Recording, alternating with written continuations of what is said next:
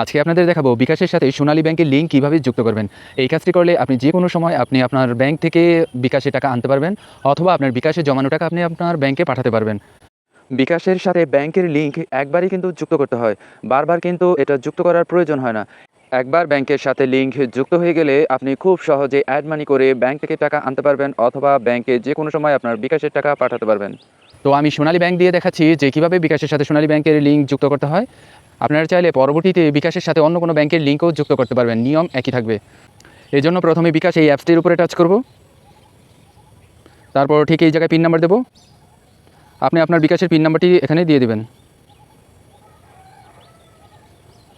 এবার দেখুন আমি হোম পেজে চলে আসলাম।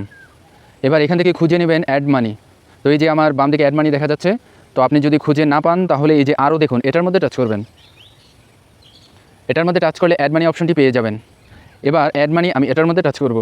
এবার সবার উপরে দেখুন ব্যাংক টু বিকাশ, এটার মধ্যে টাচ করবেন। এবার ব্যাংক অ্যাকাউন্ট, এটার মধ্যে টাচ করবেন। টাচ করার পরে এই যে দেখুন এখানে অনেকগুলো ব্যাংকের নাম কিন্তু দেওয়া আছে। তো এখান থেকে আপনার যে ব্যাংকে অ্যাকাউন্ট আছে সেই ব্যাংকটি সিলেক্ট করে নেবেন। তো এই যে সোনালী ব্যাংক, আমি এটার মধ্যে টাচ করলাম। এই যে নিচের ডান দিকে যোগ করুন এই অপশনটা পেয়ে যাবেন, এটার মধ্যে টাচ করবেন।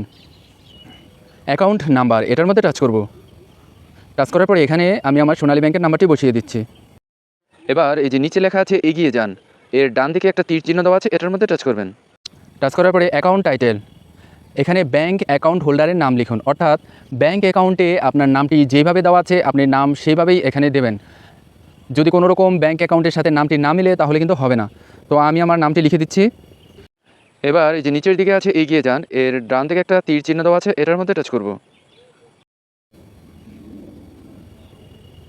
দেখুন এখানে লেখা আছে ব্যাংক অ্যাকাউন্ট ইতিমধ্যে সংযুক্ত রয়েছে, অর্থাৎ আমি সোনালী ব্যাংকের সাথে বিকাশের লিঙ্কটি আমি ইতিমধ্যে যুক্ত করেছি। তাই আমার ক্ষেত্রে কিন্তু এই অ্যাকাউন্ট নাম্বারটি এখন আর নতুন করে যুক্ত করতে পারবো না, কারণ এটা আমার আগে করাই আছে।